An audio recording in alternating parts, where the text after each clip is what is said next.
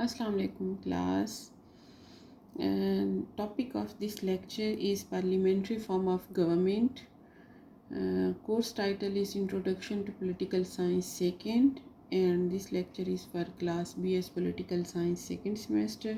Sobia Riaz here.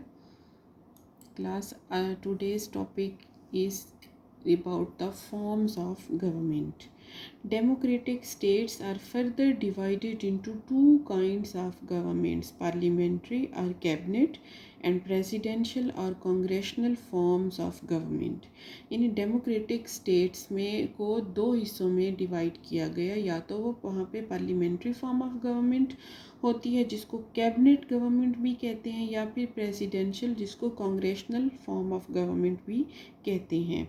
This classification is based on the relation or separation between the legislature and the executive.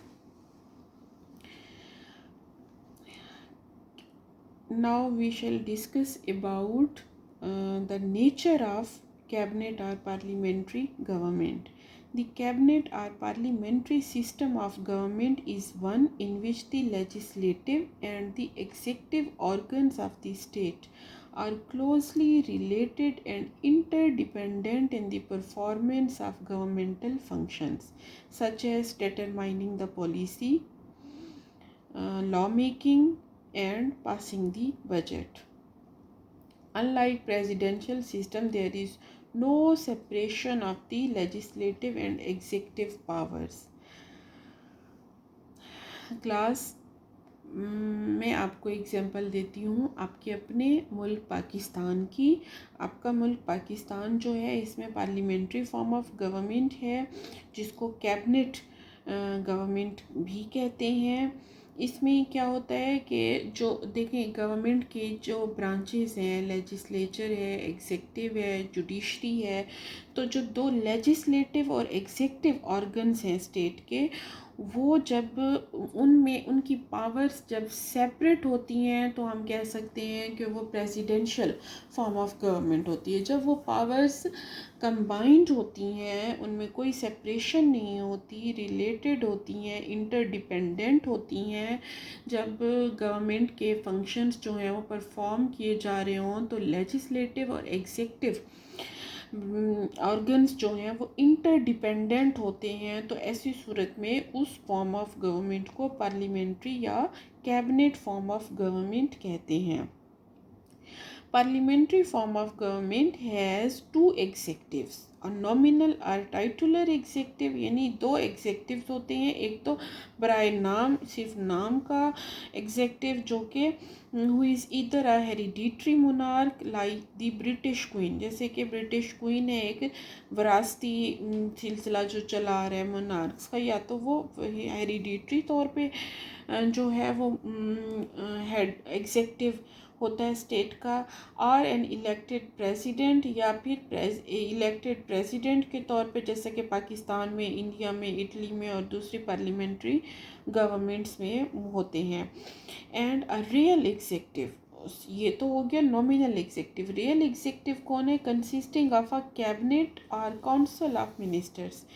वो जो कि किसी cabinet या council of ministers पे मुश्तमिल है. Parliamentary government is called responsible government, क्योंकि ये गवर्नमेंट जो है ये अपने जो यूटिलाइजेशन ऑफ पावर है उसकी जवाबदेह होती है अवाम को. Cabinet is responsible for all its acts and policies directly to the Parliament, which consists of representatives of the people, and indirectly to the people through elections. It manifests the sovereignty of the people in clear and direct terms. देखिए class, directly जो ये cabinet है ये directly responsible या जवाबदेह होती है parliament को. और पार्लियामेंट में कौन होते हैं? वही अवाम के मुंतखब किए हुए नुमाइंदे होते हैं ना.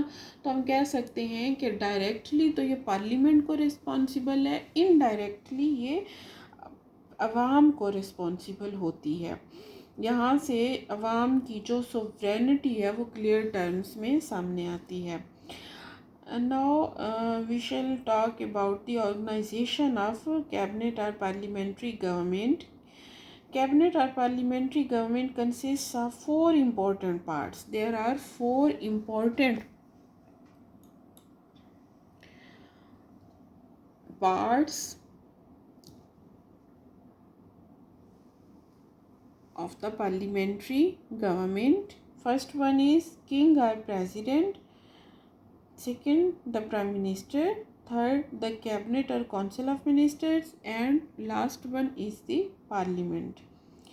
The titular head of the state, king or president, is the nominal executive. वो प्राय नाम executive है. In theory, he may possess many powers, but in practice, he cannot exercise them without the approval and advice of the cabinet or prime minister, either by law or convention. यानी जो titular head है, king या president, वो theory में तो हो सकता है उसके पास बहुत सी पावर्स हों, बट प्रैक्टिस में क्या होता है कि वो उन पावर्स को यूटिलाइज नहीं कर सकता जब तक कि उसको कैबिनेट या फिर प्राइम मिनिस्टर की कॉन्सेंट हासिल ना हो.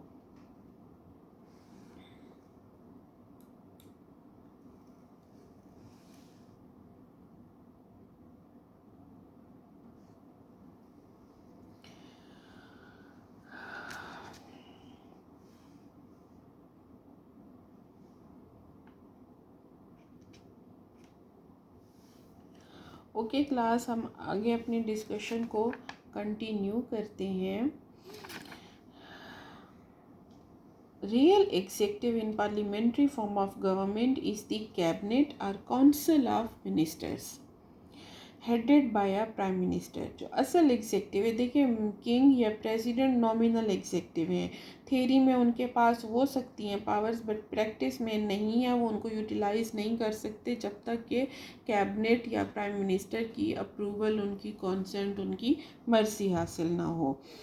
रियल एग्जीक्यूटिव जो है पार्लियामेंट्री फॉर्म ऑफ गवर्नमेंट में, वो है कैबिनेट या फिर काउंसिल ऑफ मिनिस्टर्स, जिसको हेड करता है prime minister. The Prime Minister and all other ministers are members of Parliament. अरे प्राइम मिनिस्टर और तमाम अदर जो कैबिनेट के मिनिस्टर्स होते हैं, कैबिनेट के जो मेंबर्स होते हैं, मिनिस्टर कहलाते हैं. तो वो मिनिस्टर जो होते हैं और प्राइम मिनिस्टर जो है वो पार्लियामेंट के मेंबर्स होते हैं. Nominally, they are responsible to the titular head of the state for their acts and policies, but really to the parliament. बज़ाहिर वो जो हेड ऑफ स्टेट है यानी प्रेसिडेंट या किंग है उसको रिस्पॉन्सिबल होते हैं, लेकिन असल में वो पार्लियामेंट को, जो मुकन्नना है, जो लॉ मेकिंग बॉडी है, उसको, जो लेजिस्लेचर है, उसको रिस्पॉन्सिबल होते हैं. Each minister holds a portfolio for one or more departments for which he is individually responsible to his cabinet colleagues and to the parliament. Her minister जो है, cabinet का हर मेंबर मिनिस्टर कहलाता है और हर मिनिस्टर के पास कोई ना कोई एडमिनिस्ट्रेटिव डिपार्टमेंट होता है जिसकी तमाम वर्किंग और परफॉर्मेंस का वो पार्लियामेंट को और कैबिनेट को रिस्पॉन्सिबल या जवाबदेह होता है. But cabinet as a whole is jointly responsible to the parliament. Its joint or collective responsibility is expressed by the prime minister, who is its leader and spokesman before the parliament, and to the president or king. यानी cabinet के जितने भी members हैं उनकी जो भी working है, cabinet on the whole jointly responsible होती है उन तमाम एक्ट्स की जो कि उसके मिनिस्टर्स करते हैं, परफॉर्म करते हैं. उनकी जो है वो कलेक्टिव रिस्पॉन्सिबल होती है. और उसमें प्राइम मिनिस्टर ज़ाहिर है उसका हेड है और उसका लीडर है, स्पोक्समैन है, तो वो पार्लियामेंट को या फिर प्रेसिडेंट या किंग को रिस्पॉन्सिबल होते हैं. Cabinet works as a team with the prime minister as its captain. अब कह सकते हैं कि कैबिनेट जो है एक टीम है और प्राइम मिनिस्टर जो है इसका कैप्टन है. Whenever a new cabinet is to be formed, the president or king summons the leader of the majority party in the parliament to form a government. यानी जब भी कोई नई कैबिनेट बननी होती है तो जो प्रेसिडेंट या नॉमिनल हेड है, हेड ऑफ स्टेट है, वो जो है वो मेजॉरिटी पार्टी को जो है वो दावत देता है कि वो गवर्नमेंट बनाए। He then becomes the prime minister and selects all other ministers from his party or coalition parties to constitute his cabinet। तो जो मेजॉरिटी सीट्स वाली जो पार्टी होती है वो अपना प्राइम मिनिस्टर बना देती है और वो प्राइम मिनिस्टर जो है वो अपनी कैबिनेट के लिए अदर मिनिस्टर्स जो हैं मेंबर्स जो है अपनी पार्टी में से या फिर कोएलिशन पार्टीज से वो मेंबर्स को सिलेक्ट करके कैबिनेट कंस्टिट्यूट करता है। Legislature or the parliament is the most important organ of the parliamentary form of government. It possesses supreme power or sovereignty in the law or constitution. Cabinet is really responsible to it. It holds office only so long as it has the confidence of the parliament. If the cabinet loses the support of parliament, it passes a vote of no confidence against it। यानी cabinet जो है वो हर हाल में parliament को responsible है और उसको parliament की सपोर्ट हासिल करनी है अपनी जो वर्किंग है उसको जारी रखने के लिए। अगर पार्लियामेंट की सपोर्ट को हासिल करने में फेल हो जाती है कैबिनेट तो उसके against vote of no confidence जो है वो पास किया जाता है। ऐसी सूरत में या तो फिर क्या होता है, मिनिस्ट्री जो है उसको रिज़ाइन करना पड़ता है और अपनी जगह नए लोगों को देनी पड़ती है, या फिर क्या होता है कि पार्लियामेंट जो है इसको डिसॉल्व कर देती है और अपील करती है लोगों से कि वो डिसाइड करें। लोग अगर उसकी फेवर में फैसला करते हैं तो उसको दोबारा बहाल कर दिया जाता है या फिर नई कैबिनेट जो है वो फॉर्म की जाती है। This is parliamentary mechanism by which the sovereignty of the people is manifested in working of parliamentary system. Parliamentary system is characterized by a close and intimate interdependence of both the executive and legislative organs, the cabinet and the parliament। ये मैं आपको पहले explain कर चुकी हूँ कि executive और legislative जो हैं वो ऑर्गन्स जो हैं वो इंटरडिपेंडेंट होते हैं। There is no separation of powers in parliamentary form of government between executive and legislature.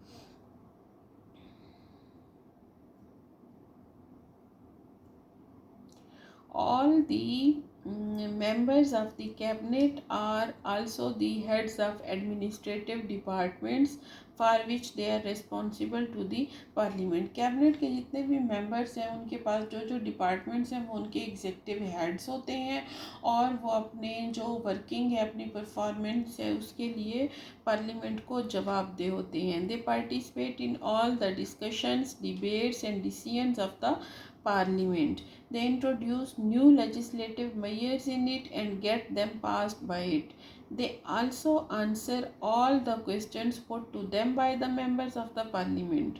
यानी उनके पास जो डिपार्टमेंट है अगर सेशन में पार्लियामेंट की तरफ से उनसे क्वेश्चंस किए जाते हैं तो वो बाउंड है उन क्वेश्चंस के आंसर देने के। Their acts and policies are controlled, guided and supervised by the parliament। Our next lecture will be merits and demerits of parliamentary government। Take care of yourself। Thank you। Allah Hafiz।